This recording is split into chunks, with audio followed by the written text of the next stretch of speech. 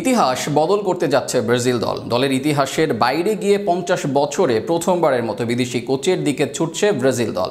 বর্তমানে ব্রাজিল দলে সম্ভাব্য কোচ হওয়ার দৌড়ে আছেন দুজনই ব্রাজিলের বাইরের কোচ। সব মিলিয়ে ইতিহাস বদল করে হলেও ব্রাজিলের চাওয়া একটা সফলতা, সেই সফলতা বাইরের কোচ মেলে কিনা, এর সাথে ব্রাজিলের ইতিহাস বদল নিয়ে বিস্তারিত থাকছে প্রতিবেদনে।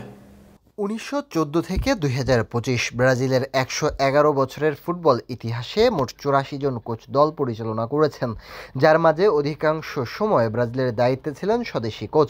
মাত্র দুইবার নিজ দেশের বাইরের কোচ দেয় ব্রাজিল দল। এর মাঝে 1965 সালে সর্বশেষ ব্রাজিলের দায়িত্ব দেওয়া হয় চিরপ্রতিদ্বন্দ্বী দেশ আর্জেন্টিনার কোচ ফিলিপে নুনেজকে।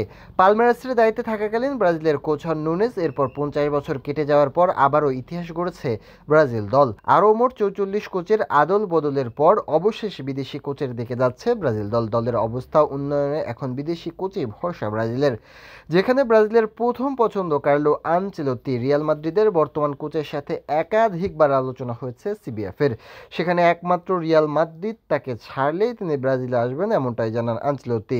এর বাইরে ক্লাব বিশ্বকাপের আগে রিয়াল মাদ্রিদকে ছাড়তে পারবেন না বলেও জানান এই ইতালিয়ান কোচ। তবে আনচেলত্তি চাইলে ক্লাব বিশ্বকাপের পরেও তাকে নিতে চাইবে ব্রাজিল দল।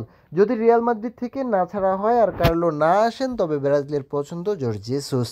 62 বছরের পর্তুগিজ কোচ বেনফিকা, ফ্লেমেঙ্গোর মতো ক্লাবে সফলতা পেয়ে এসেছে, বর্তমানে আল হিলালের দায়িত্বে আছেন, সেখানেও বেশ সফল বর্ষীয়ান এই কোচ। অ্যাটাকিং মাইন্ডের জেসুস দলের অবস্থা অনুযায়ী ফরমেশন চেঞ্জ করতে পারেন। এছাড়া ব্রাজিলের দায়িত্ব নিতে এক পায়ে দাঁড়া জেসুস।